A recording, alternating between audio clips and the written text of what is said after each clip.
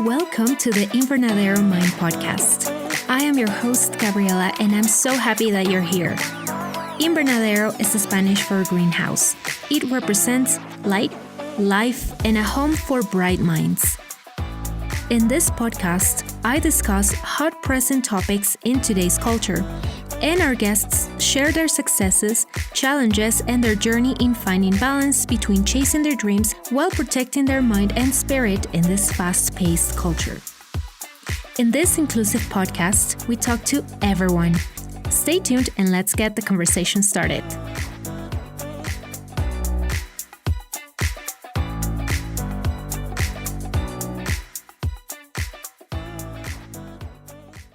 Celeste is a songwriter and singer based in LA. She releases music as Talker and describes her music as indie rock with glitter all over it. She tells us how she became interested in music and songwriting and how this work allowed her to work and tour with other bands, such as electropop group Frenship. She has gained recognition through her performances at venues and festivals such as Red Rock, the Bowery Ballroom in New York, the El Rey Theater in LA, Lollapalooza, and Outside Lands. She tells us about her creative process when writing music and explains the meaning behind some of her lyrics. We also discuss the struggles that female independent artists may face, and she tells us how she deals with the negative stuff, such as mansplaining. She has released quite a few songs already through her albums, and I'm personally in love with Wax. Her songs took me back to my happy moments from my early 20s. She is so talented and is not afraid of speaking up for things she believes are necessary, such as getting involved in politics and learn about how policymaking may affect her community. She is close to releasing new music that contains collaborations from several artists in her industry, including from her good friend James of Frenship. I honestly cannot wait to hear more from her. I love supporting independent artists, and I love discovering new music in her genre. Let's welcome Celeste. Hello, Celeste. How are you? Thank you so much for doing the interview. Yeah, thanks for having me. I'm doing well. The first Monday back after the new year. I know. First Monday, first interview of the year. So yay. There you go. So, when I was listening to your music, I immediately became obsessed, and I'm not gonna lie, I'm not exaggerating. It's because a lot of the lyrics of your songs kind of touch home and reminded me of a few situations that I personally went through. So in preparation, I kind of listened to everything, and I have a few favorite songs that I will ask you about here in a moment. But before we get into it, as an artist, how would you describe your music in a few words? Like, what genre would you say it falls under? Yeah, for a while I was saying grunge pop, because there's it's like poppy, hooky, but definitely, leans towards like indie rock and grunge. But I think the new stuff that I'm going to be putting out later this year is like that, but with glitter thrown on it. Mm-hmm. Yeah, I like it. And I totally that, because when I listened to two songs before we actually talked the first time, and it gave me such like indie mixed with rock, a little bit of rock vibes. And I loved it because in a way it reminded me a lot of the music I used to listen to when I was in high school. And, not that I'm trying to compare or anything, but it just like gave me such good feels. And the more I listened to it, I was like, I like this, it's such a good mix. Definitely. Yeah. Thank you. Yeah. So how old were you when you realized you had an interest in music? Honestly, like my whole life I've been doing music, and I started playing piano when I was 4. And then just kind of went from there, like adding in guitar and cello actually. And, I was always super involved in music. Like at school, I was in a bunch of different like bands and ensembles and all of that, and was like, did the whole like competitive high school jazz world and all of that. And then I studied music in college as well. So it's always just kind of been like the common thread in my life. And I feel lucky that I always knew that about myself. And, it's not like music is the only thing that I love to do, but it's something I think from a young age, I kind of just knew that that was my calling. And I never really had to question what my plan was for my life, which the older I get, the more questions I start asking. But I think, I've always, it's really been like part of my life as long as I can remember. Awesome. And is this something that your family passed on to you, or is it something new? For example, are you like the first person interested in making music in your family, or is everybody kind of, involved? No, yeah, my parents are both pretty musical.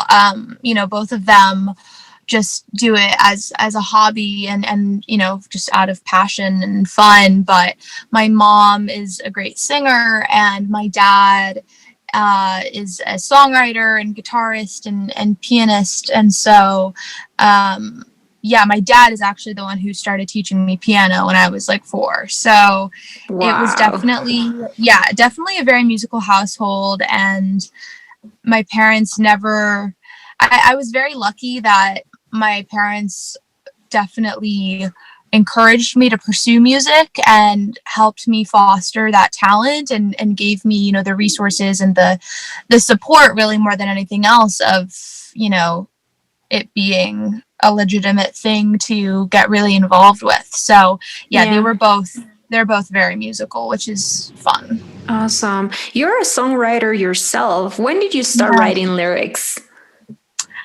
Oh man, I've been writing songs also like for a really long time throughout my life. I mean, granted, like the earlier ones are very very simple and childish, but my dad would help me like record songs and make little albums and stuff when I was a kid, like very young, like 6 or 7, and I would write these songs, and most of them made absolutely no sense, or like if they made sense, they were about some like dumb shit, I don't know. But we would record and make little albums, which was really fun. So I was like encouraged to write and explore just like a ton of different influences, and that passion for writing continued, and I was able to actually turn that into real songs. Yeah, which I love. And let's talk a little bit about your creativity, because, everybody kind of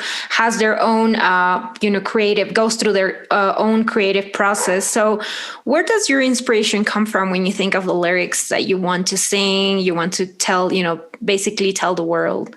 Yeah, I mean, I think lyrically speaking, like it's kind of a combination. I think I find that when I am doing more to foster and nurture my creative self, the more inspiration I'm finding and the more ideas that I'm coming up with lyrically. I mean, I'm stealing from everybody, as is everyone. It's like the more that I'm reading, the more that I'm getting out into nature and like actively listening to other music, it just kind of helps you like pull inspiration from other people's ideas and lyrics, and you start making these connections within your own life and just seeing stuff. And of course, sometimes there are things that genuinely are just like come out of the blue. But I think as far as like the creative process of lyric writing, it's like a muscle.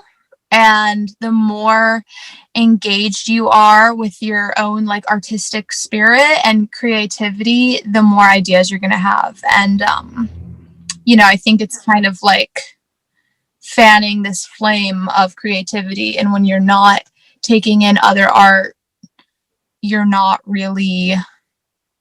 fostering it as much. Yeah, that's super, super interesting that you say. Obviously when you're writing, for example, music, or, you're in the process of writing a song, do you ever go through this, famous writer's block where you're just like, oh, I don't want to look at it, let me just like take a break and go back to it? Or is this something that you go and just write the song right away in an afternoon? Man, I mean, it really depends. Yeah. I find that I get a ton of writer's block. it kind of just comes in waves. Like there will be phases of my life where I'm writing all the time and I have a ton of songs and I like pull my best songs from it to make a record and all of this stuff. And then, but I would say like most of the time, I'm not writing that many songs. Like I'm writing a lot and coming up with a lot of ideas and trying to be creative a lot. But like, if I don't like an idea, I abandon it pretty quickly. Mm-hmm. Or I'll just, put it in my back pocket and maybe it'll inspire me down the road. But most of the songs that I finish are the ones where I'm like, this is really fucking good and I want to like see it through.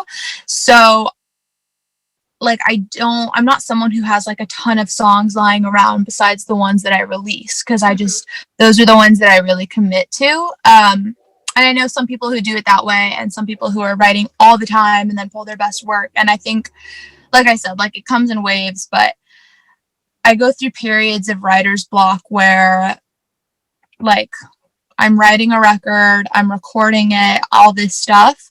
But then once I get into the process of like mixing and mastering the record, making a release plan, I'm so in that world that it can be hard for me to figure out what I want the next record to sound like. Like I haven't gotten to that point in the evolution yet because I'm still wrapped up in this record and so much in that world.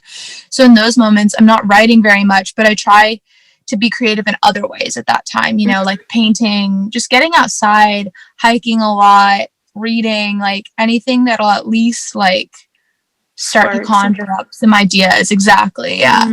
I love that. Are you a perfectionist? Because, like myself, I tend to be a perfectionist. So sometimes if something is not the way I want it, even if the song, for example, is good, do you go back and kind of listen to it again and again and kind of look for the flaws, or are you just like, okay, it's good enough, let's release it? Yeah, I am a perfectionist. And I think that going through and editing songs is pretty essential, but I also think that like 9 times out of 10 the first thing you wrote is going to be the thing that is the best and the thing that you release, because I think that when you have an idea and you're really like on it and you're just following that inspiration and following your instincts and like sharing the true raw emotion of that moment, like I think that captures the emotion and the message way better than anything that you can like try to edit and rework and make more clever or whatever. And now I don't, I don't think there are exceptions to that, of course. And there are some songs that like I needed to rework a verse 10 times before I finally got it. But I do think that most of the time I end up going back to the first thing I wrote. Mm-hmm. Yeah, interesting.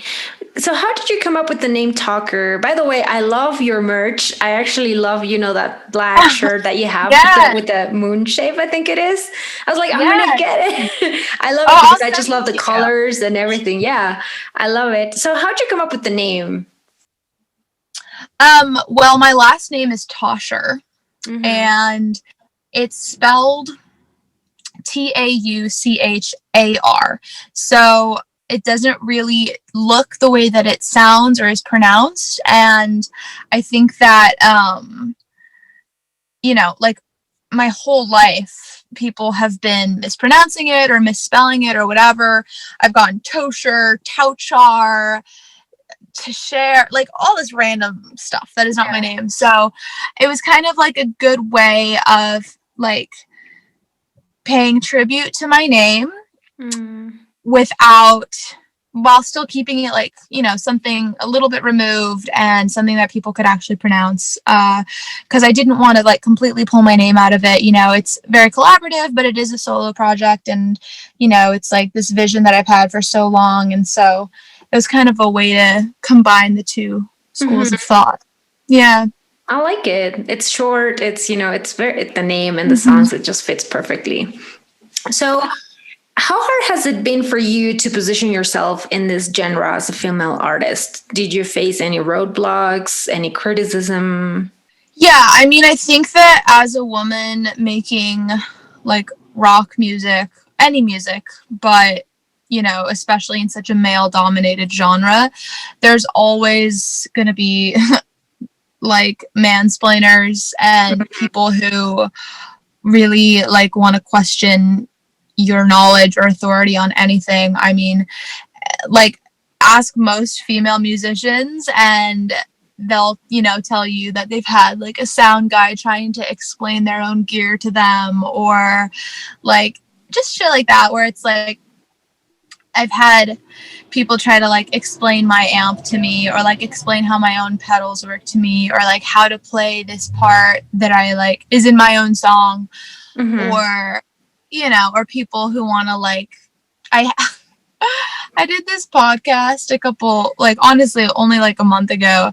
And this guy, he was interviewing songwriters, like about their songs and their songwriting process. But then he wanted to like edit the songs before putting them. He would like play the song at the end of his podcast episode, but then he wanted to edit them to make them better in his opinion. It was really odd. And but it's not, you're not like, first of all, are you allowed to do that? Because obviously that's, you know, private, right? It's like whatever property, you know. Yeah, and it's just like a weird thing to do because you're interviewing songwriters about their songwriting process, and then you're talking about this song. Right, you're talking about this song and how it came to be, and then you're not actually even playing that song. You're playing like a different version of that song. And it was really funny. My friend went on the podcast after, and this guy like totally changed her song, and he told her that he wanted to change mine, but he was afraid of me and afraid that I would like get really pissed, which I'm like, I would have. But anyway, yeah, there's definitely just like a lot of that. And yeah, I mean, it's one of those things where a lot of it is not necessarily like intentional, or, you know, some of it is just like this weird, this like subconscious culture that has emerged. But it's dumb. And like, I have been a touring musician for like almost 5 years now. I've toured professionally, like building rigs and running playback and like setting up all this stuff. And I'm like, dude, like, I know what I'm doing with my own show. I was actually, it's funny that you say that, because my next question was that, you know, have you ever experienced, microaggressions? Because, you know, mansplaining in a way, it's kind of, you know, it feels like a microaggression to me, because sometimes it happens in every single field. Like you would think that maybe music or the arts is more, you know, you don't experience it that much, but like, yeah, I guess you are working with all these people that are, you know, they know their craft, but at the same time, they're questioning yours. So it's so funny that you say that. And I'm sure it's uncomfortable. Like, how do you respond to that when somebody's like, you know, hardcore going and explaining things to you that you already know? Like, how do you respond to that? I know. I mean, it's kind of like, it just depends. If you can tell that the person is like, I don't know, there's some, I just feel it out based on what the vibe that the person is giving me. I've definitely been like, yeah, like I know how my own gear works. I've said that to people before. And then sometimes you just gotta like ignore. I mean, you're not gonna like change somebody's behavior most of the time, unfortunately. So it's just like, you're like, cool, thanks. And then talk shit about them with your band later. That's funny. So, you know, in the process that you said that you've been touring for 5 years, and I'm sure you at one point faced some type of failure. How do you deal with that? Yeah, I mean, I think it's just like important to view failure as not, oh my God, I failed, but like as a single moment where one particular thing didn't work out. And like, honestly, I wouldn't view, like, it sounds like funny to say, but I don't really think that I've ever failed when it comes to music. I think it's more like, there are releases where it's like you wish that you always want the release to be bigger. You're always hoping that, you know, this pitch that you sent out for your record or whatever, for press or for, you know, label or management, whatever it is, you know, you hope that it gets picked up or that it gets to a wider audience. And, you know, I'm still really early on in my career as far as releasing music goes. You know, like I've been touring for 5 years, but I put out my first song 2.5 years ago, and I only have 2 EPs out right now.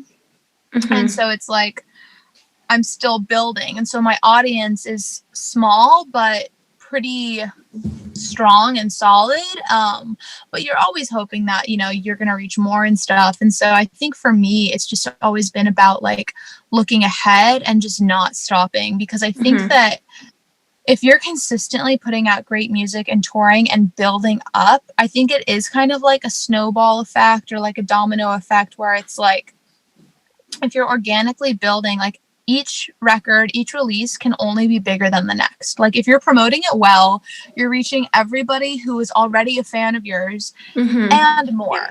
And they're telling their friends, so it can always only grow. And so I think I just try to keep looking ahead. I mean, it's really the only thing you can do. And like learning from any mistakes, like on Wax, I love that EP and I'm really proud of it. And it did quite well, all things considered, but I hadn't, like, when I put out the first 2 singles, I hadn't finished like getting all of the mixes and masters back for the other songs. And so I kind of felt like I was chasing those down while releasing stuff. And like the Suck Up video, it wasn't done until pretty last minute before the release. And so I was like chasing it down, like trying to get like the edits and all this stuff.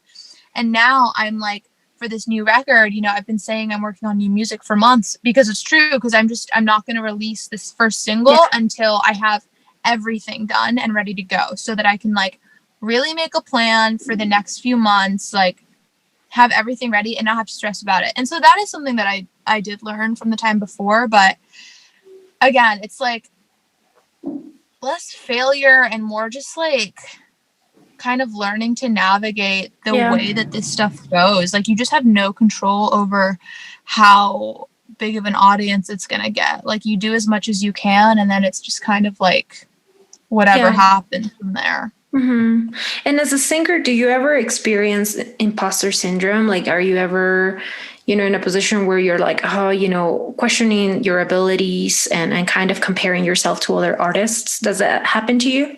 Oh, yeah, all the time, especially like this year, like during COVID. It's like, I haven't been able to play a show since March. And I've been writing and working on this record, like I said, and that's been really awesome. And like in those moments where I'm really in it, I don't feel imposter syndrome. But yeah, I think that like this year especially is just so hard, because I think we're all dealing with this. It's like I don't always feel like myself. And, I think going into the pandemic, I was like putting out my EP, I was touring, like all of this stuff where I was feeling really, really like strong in who I was and what I was doing. And I was also getting like a lot of validation back from that. So it's been really interesting trying to like push through and like not having the validation of like putting out a record right now or touring or anything, and just being like, no, like I know what I'm doing. And like, when I put out my next single, it's just going to pick up from where I left off. But yeah, I think it's like hard for everyone right now of like not really feeling like yourself. Yeah, in a lot of ways. It's been hard. Not this year, last year it's been definitely hard, and definitely, even, made me question the things that I was doing and kind of, the projects that I wanted to work on. And plus, I also felt like I was experiencing a little bit of a quarter life crisis. I don't know if that happened to you, but to me, it hit me hard at the beginning of last year. So it was like, I guess, I found refuge on, music and art and other stuff that is not related to my career, because I actually majored in finance, and I kind of, it's like a completely different world, and kind of quit everything and started working on other stuff. And now I really wanted to explore podcasting, which is something that I've been always, passionate about and always thinking about. But yeah, definitely 2020 has been hard, but at the same time, I feel like it kind of pushed people to kind of analyze and, self-reflect, I guess, on a few things. Definitely. I noticed that you also, said, that, well, being an independent artist, it can be challenging. And you spoke about the importance of also supporting small businesses, small bands, and also independent venues. In what ways can we support and, kind of help more artists? Yeah, I mean, there's a lot of ways that you can support independent artists without spending a bunch of money. If you honestly just streaming music, telling your friends, like if there's an artist where you legitimately are like, oh, I love this record, like sharing that with your friends. I mean, if you think about so many of the ways that you discover music, it's through what your friends are listening to and like a friend telling you in passing to check out some artist. So just telling your friends is a great way. And then, following them on social media, sharing their music onto your social media, like if you're listening to the song, like let's say you're listening to a song from Wax and you do the little like Spotify, Instagram story share, like stuff like that is all really great free ways to support artists. And then I would say, the best way after that is to buy merch and buy their music. And most independent artists merch is stuff that like the artists themselves have fronted the money for in one way or another, whether they're paying outright or their label has given them some sort of advance. Normally when we're touring, that's like a huge way that you make money is through selling merch. Like whenever I've toured or played shows, I'm able to at least break even, if not make money on tour through selling merch. And so that like income stream has been taken away in COVID, but a lot of artists have their merch online. And so it's like a direct line to artists to, you get a cool piece of merch. You're not just like giving them money and the money goes directly to them. So those are all really great ways that like now, without shows or anything like that, you can still support artists. I think, as with a lot of businesses, but like particularly with music and the arts, like it's such what's the word I'm looking for? Just like a huge sum of all these different things that make up the ecosystem of like how artists make money and get the word out. So everything is important. Yeah, I love that. And it's so super, super important because I have one friend that is, she's not a singer, she's not a musician, actually, she's a painter, but she also sells a lot of merch. And hear you saying that, it kind of, resonated with what she said, that, obviously merchandise helps, especially with artists that are, they're not necessarily working full time. They're maybe working half, part time, and then dedicating the other half to their craft. So it's super important to kind of support them through, purchasing the merchandise or, like you said, streaming. I mean, it's super, super, super cool. Especially nowadays, I noticed that with Gen Z's, people have been super supportive of independent artists and small businesses. Yeah. I love it. I love Wax, by the way, which we will get to in a moment. But first, I noticed that you also collaborate with Frenship. How did that happen? Like, how are you involved with them? Yeah, so basically in the normal times when we're playing shows and everything, I play keys with them and run like playback tracks and collaborate with them on like some live arrangements and stuff like that. So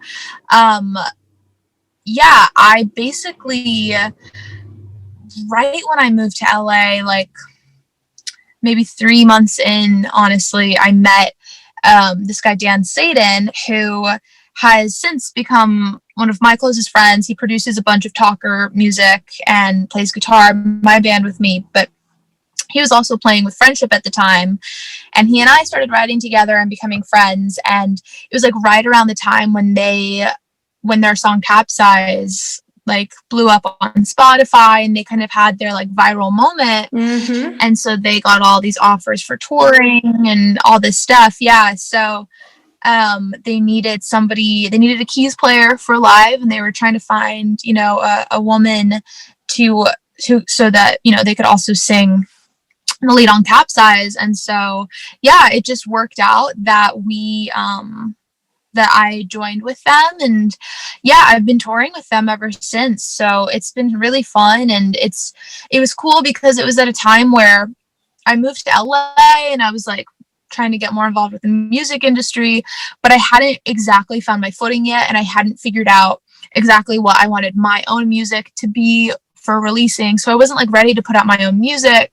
Yeah. But it still gave me this opportunity to get like really involved in the industry and meet a lot of people who have, you know, down the line, like helped me a lot in my own career with my project. And yeah, I mean, it's just been great. I mean, they're just like some of my best friends now. So it was like honestly a very life-changing thing for me. Interesting. But going back to Walks, where I was telling you about it, I listened to it a couple of times and I immediately kind of, you know, became addicted to a couple of songs. I have a few favorites. So I'm going to ask you about them and see, you know, ask you what was, you know, the process to create them.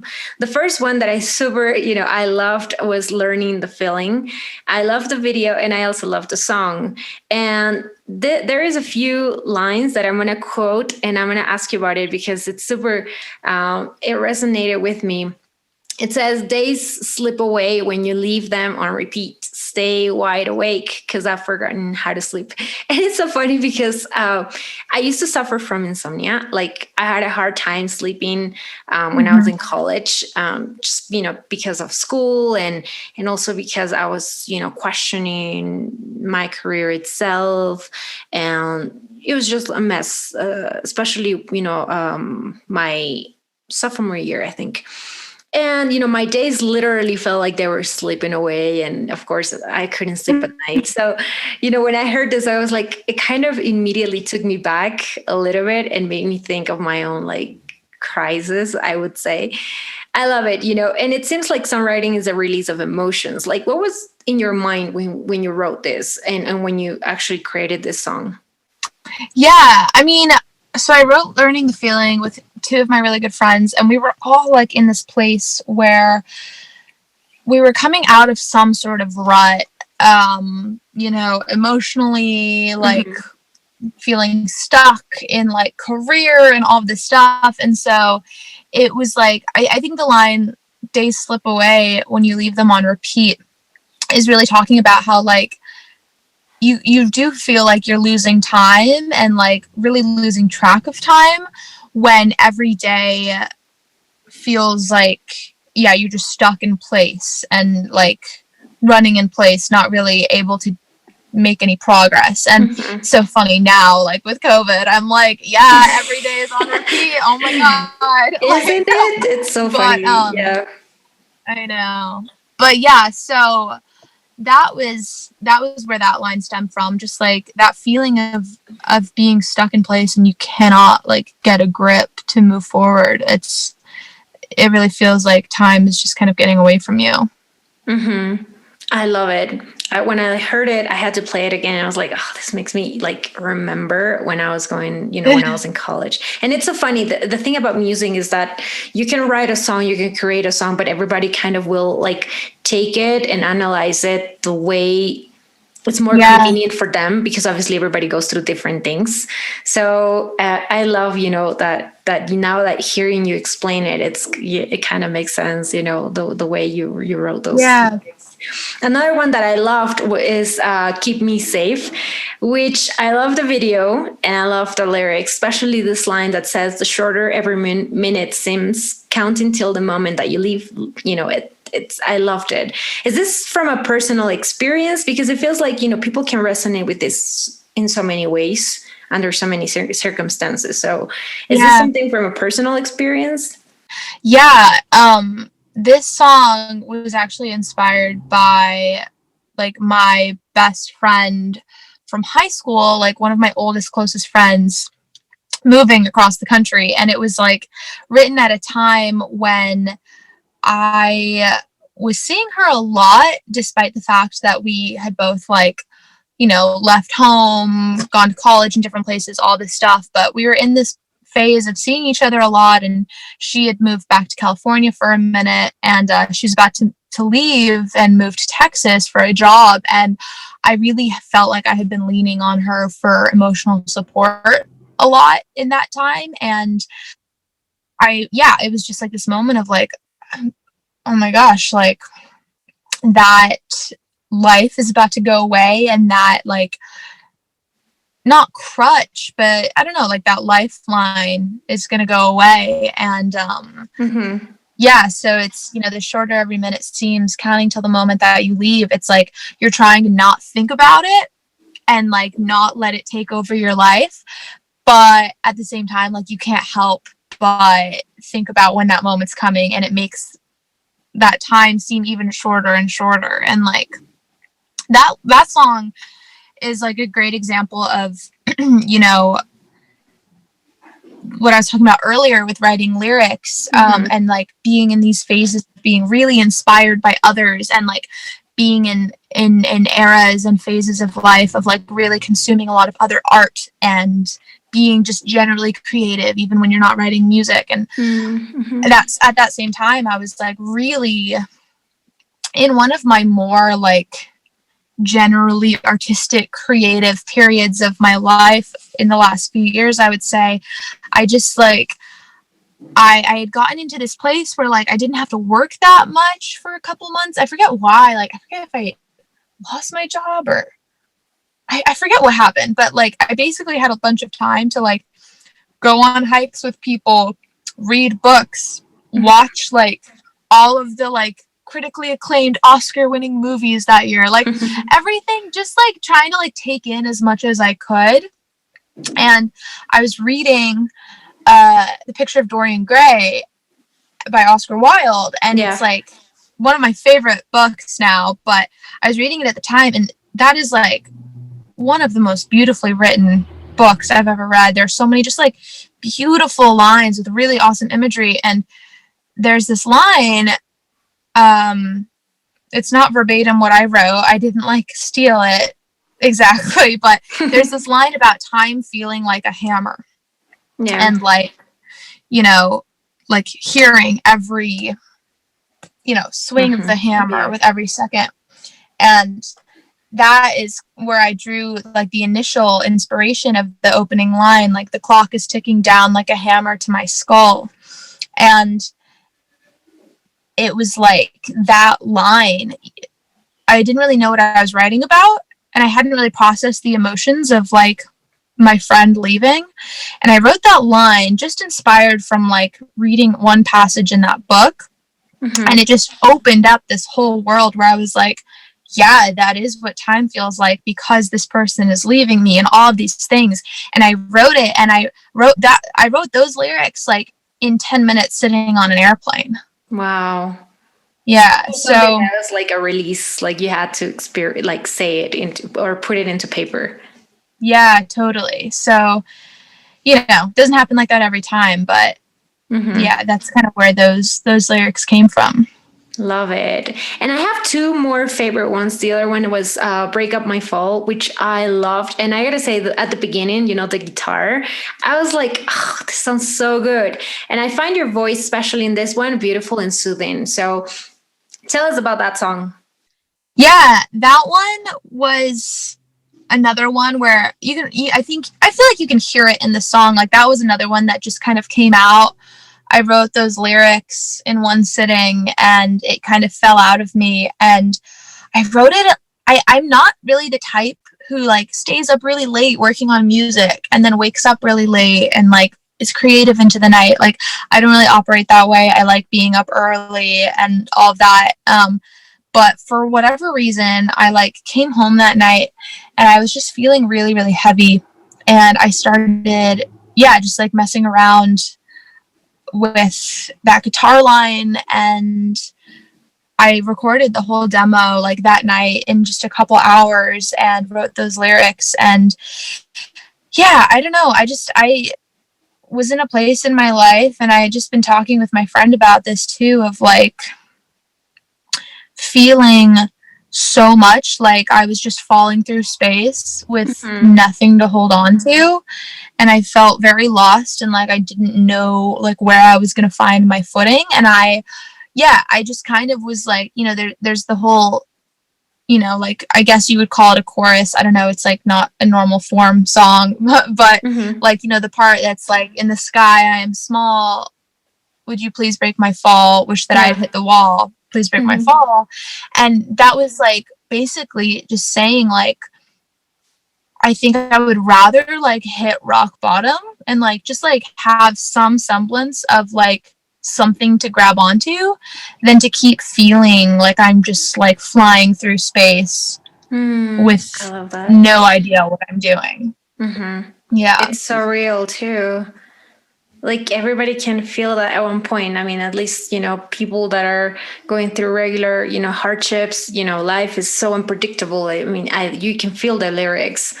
I love that. Yeah.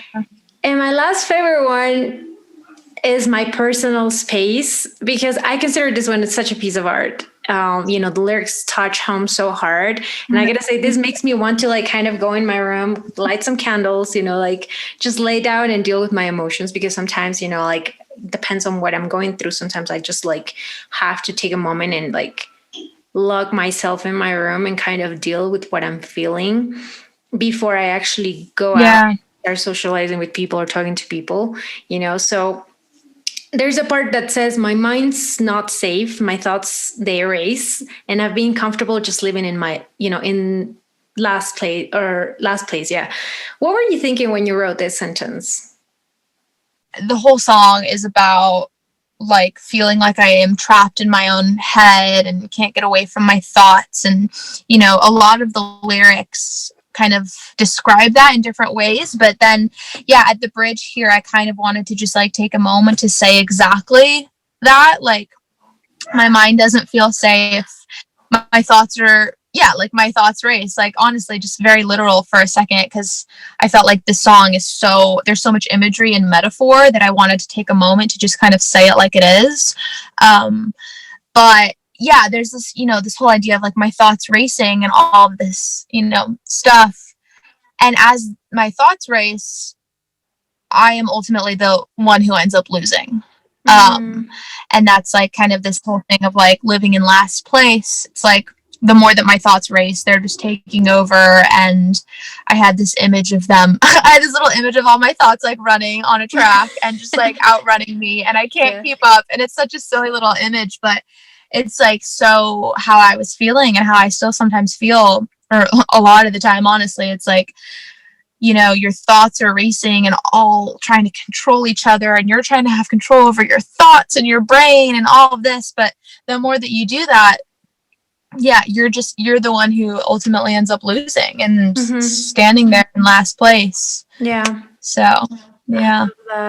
Now, do you miss performing the songs live? I mean, because it has to be different, right? You're in your, I guess, studio and you're streaming, but there has to be like such a different vibe when you're actually singing in front of people. Oh yeah, streaming like sucks. Like I mean, it's great in ways. It allows people to at least get some semblance of live music. It allows me as the artist to connect with, you know, fans and followers and like give a performance, get feedback on it. It gives the audience like entertainment and like, you know, feeling really connected to the artist. And in some ways you're more connected to the artist because you're like watching on their social media platform. You can directly like comment and send your thoughts and they'll see it and all this stuff. So that's pretty cool. But it just is not a replacement for an actual live performance at a venue. Like, it's kind of its own thing. And I think that like if we view it as its own thing instead of like a replacement for live music, that'll help. Obviously we can't have live music right now, but you know, when I view it as its own thing and I'm like, this is a fun thing and I'm going to try to like make it the best I can and put like production value into it and all this stuff, then it becomes really fun. But there's still just like nothing like actually performing live on a stage with your band around you, seeing all the people in front of you, connecting with them, getting to talk to them after the show.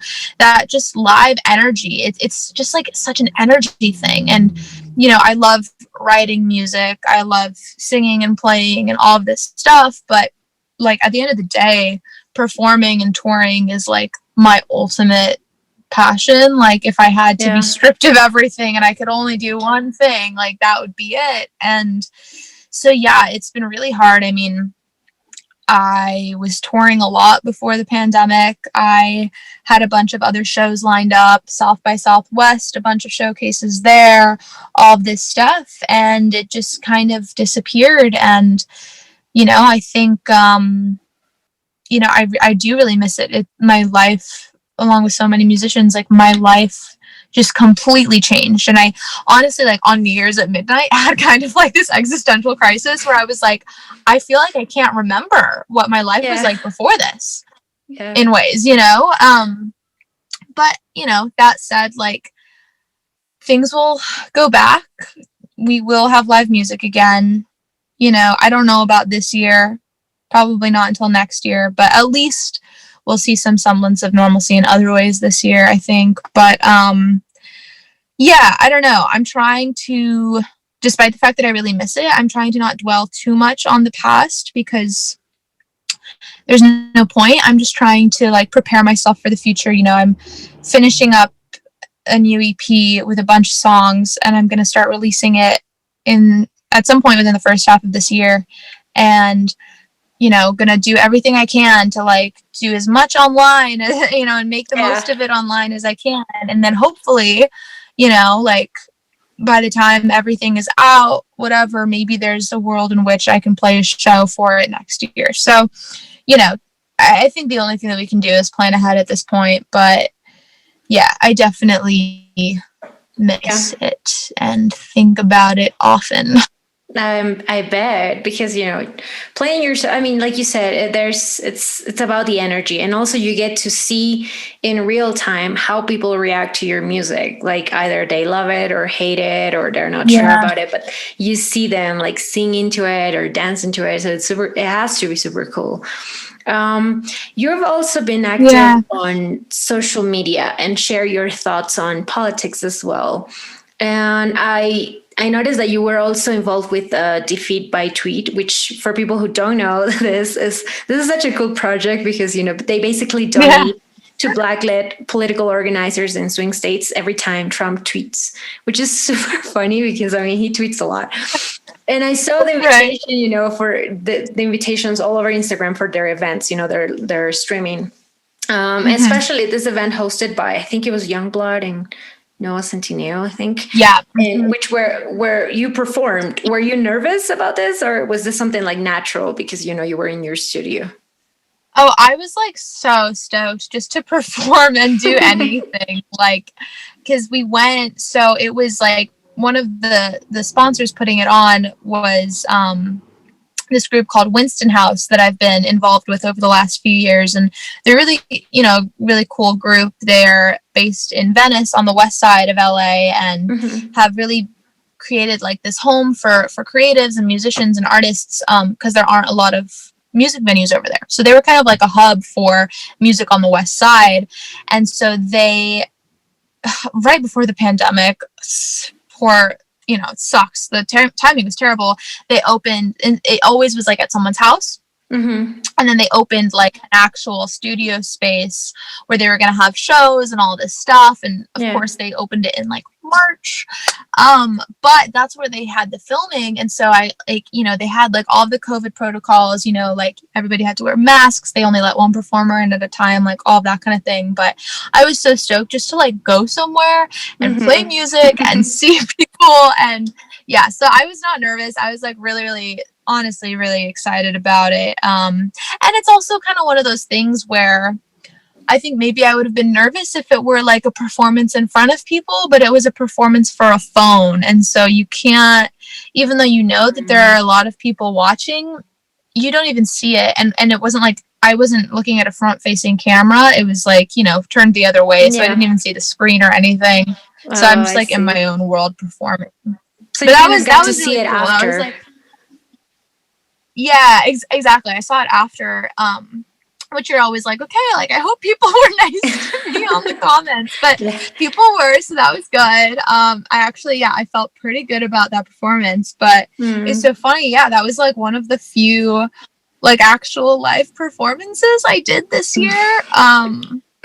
So I was like, I went with it. I took the opportunity to like wear real clothes, put on makeup. Yeah. I felt so good. So yeah, that was cool. But yeah, defeat by tweet is such a funny concept. It's kind of genius. Mm-hmm. I love it. Yeah, like but you I guess turn a negative into a positive in a way. yeah, exactly. And it's a way to also mock, I think, in my opinion, Trump, because, I mean, imagine every time I'm tweeting about something stupid, it's like, somebody's getting money out of it. Right. Exactly. So speaking of politics, why do you think it's important for people, especially young people, to be active in their community, engage in politics, learn about policy making? Yeah, I mean, I think it's something that I wasn't even that involved with until the last few years. I had never voted in a midterm election until 2018, which, that was the second midterm election that I could have voted in anyway, because of my age. But, I didn't vote. I didn't even really know about midterm elections until 2018. And so that was when I first was like, oh, I need to get involved. And I canvassed for a few like House representative candidates down here in Southern California, because there was a huge campaign to flip Orange County blue. Because despite what a lot of people think about California and Southern California, Orange County is a pretty strong Republican like stronghold. And so, yeah, there was like a whole initiative to flip Orange County blue, and it worked. They flipped all 5 districts blue.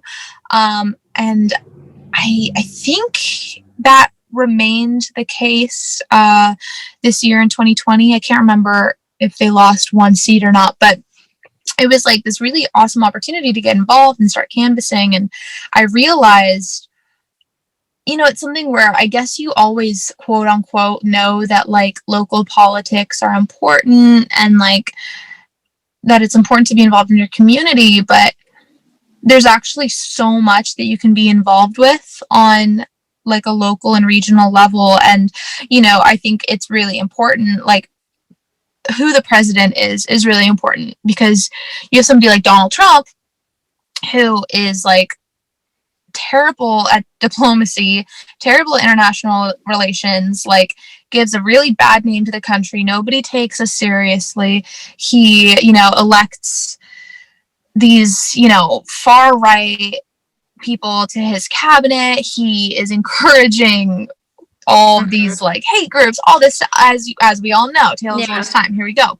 So it is important who the president is, but like when it comes to things that ultimately are more likely to directly impact you, that is something where it's like your local officials, the representative for your district, your DA, your mayor, like all of these things.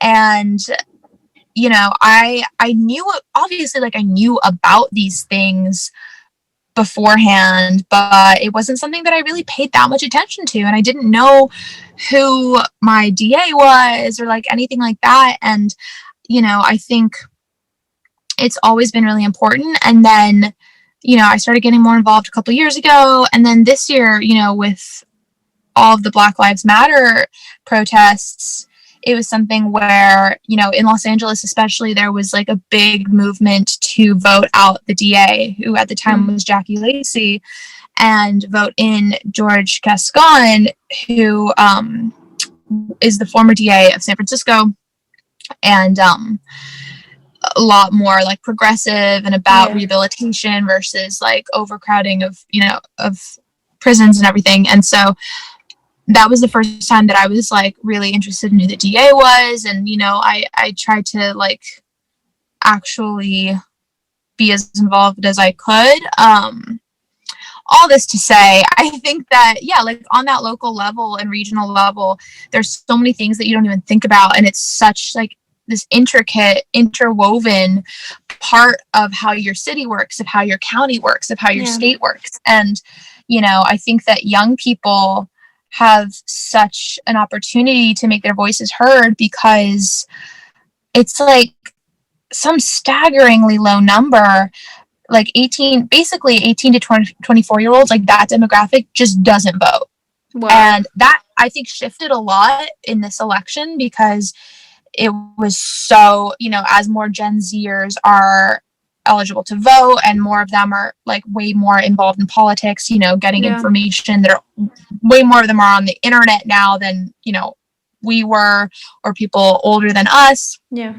So I think that's going to change, but there's just an opportunity where it's like, it's the easiest opportunity in the world, because it's not like all of these young people are voting against you. It's that nobody's voting. So if everybody just voted, the majority of young people would be voting for progressive policy. Mm-hmm. So I don't know.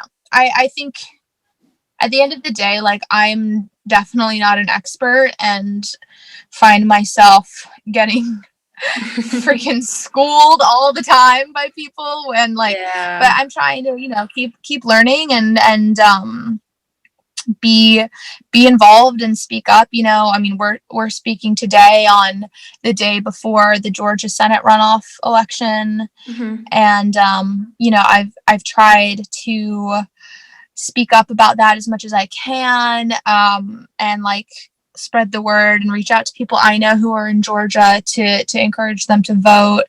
And so I think it's one of those things where, you know, there's like nobody, unless you're like a politician, nobody knows how any of this stuff works. And I don't even think that politicians know how this stuff works. So at the end of the day, we're all just people trying to like do what feels right and speak up for the things that we care about. And so I'm trying to just use my platform as much as I can to speak up about those things. And you know, I think, like, I want to spread the word about my music and all this stuff, but there are some things that are just like universal human issues that I think are important to talk about. Yeah, I agree. Regardless of your background, your interests, your career, I feel like there's always an opportunity when you have a platform to spread a message and kind of raise awareness. Because in the end, like you said, I mean, we can't really complain about what's happening in our country if we're not active, right? We can't like say, oh, I don't agree with this, or you're doing this wrong. But like, are you active? Are you actually questioning? Are you voting? Are you, you know, learning about what, you know, the law? I mean, there's so much to learn, and there's always an opportunity, like you said. So I completely agree with that. Now, talk to us about your upcoming music. When do you have an idea when it's going to get released? Are you still in the process of creating it? Like, what's going on? Yeah. So as of right now, all of the music is like recorded and done.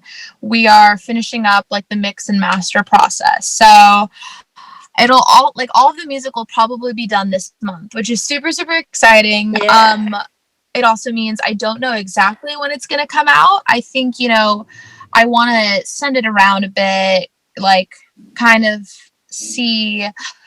try to get on, like my management and I are basically going to be trying to see if we can like get some people involved to maybe help like spread the word, market, release, all of that kind of thing. So, my goal is to put it out in the spring. I would say the first single should be out. So yeah, I'm just like really excited to finally get it out. You know, I've been sitting on it for like the better part of a year at this point, maybe a little less, but you know, I think that this is like my best work. I'm really excited about it. I love it. And I'm just excited to like be putting out some more music again. Like it feels like so long since I put out Wax. And I mean, at this point it's been like 10 months, but I think it feels even longer because it came out before the pandemic. And so it feels like it came out in a whole different world. And so I'm ready to just kind of like be a lot more active. And I think, you know, when the pandemic hit, it was like, I put out Wax. I had all these plans to be touring all year. Obviously that didn't happen. So I kind of had to regroup, and I was like, I gotta like write more music and make a new record, I guess. So I'm excited to like be a lot more active in 2021 when it comes to music, and like I'll be pretty consistently putting out music for most of the year once that first song comes out. So I am really excited. Me too. I can't wait to hear what you put out. And definitely I'll be, following everything that you put and post and looking out to hear, and also see your video clips, because I assume you will be also, producing some video clips. Yeah, Yay, I'm excited. All right, one last question for you. What would you tell a young girl who wishes to start making music but is insecure about it or doesn't know where to start? I would say just start making stuff. Yeah. Just see what happens. Don't put too much pressure on the outcome of it. Like, don't go into it trying to make like a masterpiece Grammy-winning album. Just make something that you love and see where it goes and see what happens. And I think that's the best way to start exploring and getting creative. I love that. Yeah, definitely. Yeah. A lot of times people are focused on creating or making, something that is super perfect to like, release it. But I feel like sometimes you just got to do it. You just got to jump basically and release it. I love that. I think you hold yourself back when you don't allow yourself to just be freely creative. You're holding yourself back. Yeah, I agree with that. Definitely. And that can apply to anything really, not just music, but just anything that you're trying to create. Like sometimes you can like get in the way, kind of self-sabotage with what you can do. Yeah. I love that. Well, thank you so much for doing this interview. I enjoyed talking to you. I can't wait to hear what you put out next and, follow your music. I hope, I wish you the best and hope that you can really, reach more people, because I love your voice and definitely your songs too. Yeah. Oh my God. Thank you so much. Thanks for having me. And yeah, I definitely lots to come this year. Yes.